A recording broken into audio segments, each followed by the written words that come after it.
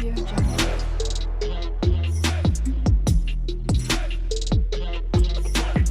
Audio Jungle. कभी कभी ऐसा लगता है जैसे भारत की भूमि, पथ, पर्वत, नदियां सब कुछ एक अदृश्य स्मृति को संजोए हुए बैठा है। एक ऐसी स्मृति जो हमारे इतिहास से भी पुरानी है, हमारी सभ्यता से भी गहरी है और हमारी समझ से भी परे है। ब्रह्मांड में जहाँ एक ओर जन्म और मृत्यु का चक्र चलता है, उसी ब्रह्मांड में कुछ ऐसे भी हैं जो इस चक्र के बंधन में नहीं बंधे। ये महापुरुष जन्मे तो थे लेकिन मरे नहीं।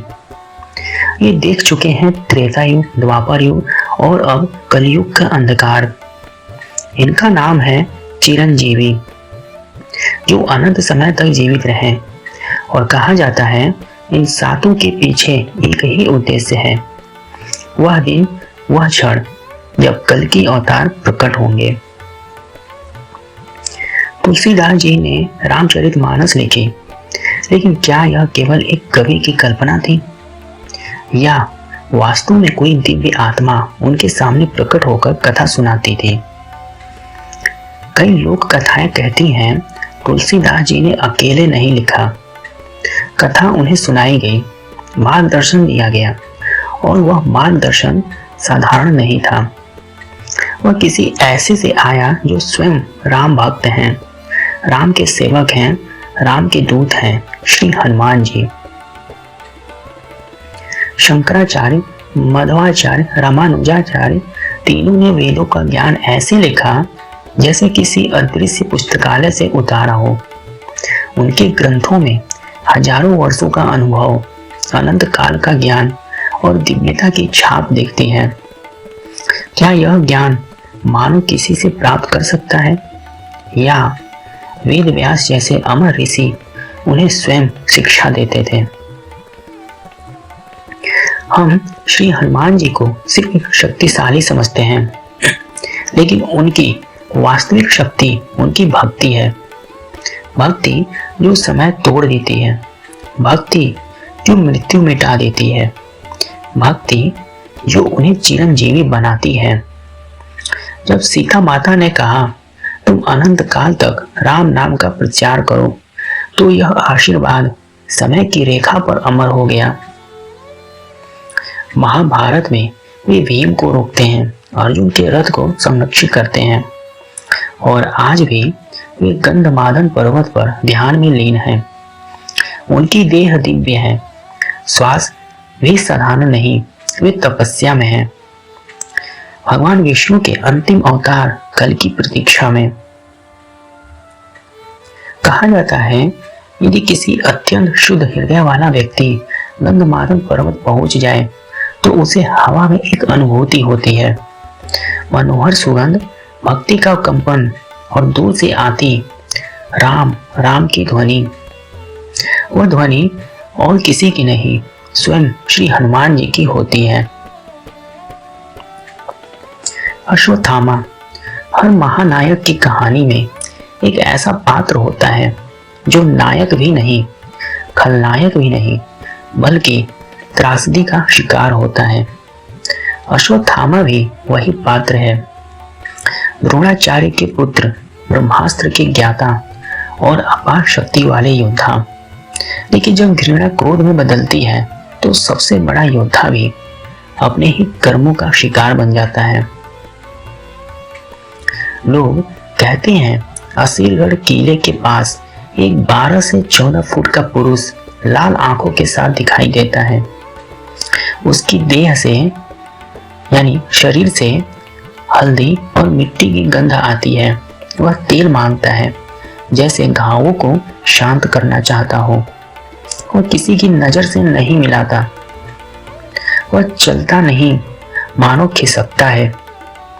और कई साधु कहते हैं उसकी आंखों में हजारों वर्षों का दर्द है। कहा जाता है अश्वत्थामा को भी कल्कि के प्रकट होने का इंतजार है, क्योंकि वही दिन उनके शाप का अंत होगा। परशुराम एक ऐसे योद्धा जो अवतार भी हैं और ऋषि भी। जो क्षत्रिय भी हैं और ब्राह्मण भी, जो शांत भी हैं और विनाशक भी। उनके हाथ से निकला परशु अधर्म मिटाने को था, किसी जाति को नहीं। लेकिन उनकी प्रतीक्षा इतनी प्रचंड हो गई कि उन्होंने पृथ्वी को 21 बार युद्ध भूमि बना दिया। उनके शिष्य भीष्म, द्रोण, कर्ण, इन्होंने इतिहास बदल दिया और परशुराम अब भी जीवित हैं। उनकी देह परिवर्तित है, उनकी आयु रुक चुकी है, वे तप में हैं, कल्कि को युद्ध विद्या सिखाने के लिए। लंका एक ऐसा राज्य जिसकी रक्षा आज भी एक अदृश्य शक्ति करती है। इसका नाम विभीषण है। राम ने उन्हें वरदान दिया था, तुम जीवित रहोगे जब तक धर्म की आवश्यकता है। युद्ध समाप्त हुआ, युग बदले। कहते हैं विभीषण आज भी सूक्ष्म रूप में लंका में ही रहते हैं। वे समय समय पर भक्तों को मार्गदर्शन भी देते हैं। राजा बलि तीनों लोकों के विजेता, लेकिन उनकी महानता उनकी शक्ति में नहीं, उनकी विनम्रता में थी। वामन अवतार ने 3 पग मांगे और जब 2 से पूरा ब्रह्मांड नाप लिया तो बलि ने तीसरा पग अपने सिर पर रखवा दिया। वह समर्पण उन्हें अमर बना दिया। आज भी ओणम के दिन कहा जाता है कि राजा बलि पृथ्वी पर आते हैं। वेद व्यास एक मानव नहीं, एक चेतना है, जिन्होंने वेद विभाजित किए, महाभारत लिखा, 18 पुराण रचे और ज्ञान का वह पुल बनाया जो युगों को जोड़ता है। कहते हैं वे आज भी हिमालय की एक गुफा में ध्यानस्थ हैं। तीर्थयात्री कहते हैं वहां एक स्थान है जहां अचानक हवा रुक जाती है और एक क्षण के लिए मानो समय ठहर सा जाता है। वह जगह वेद व्यास जी का है। कृपाचार्य महाभारत के कुछ ऐसे पात्रों में से जो कभी किसी पक्ष में नहीं थे। वह बाढ़ की तरह सीधे और सूर्य की तरह निष्पक्ष थे। उनकी यही निष्पक्षता भगवान श्री कृष्ण को इतनी प्रिय हुई कि उन्होंने कृप को चिरंजीवी बना दिया।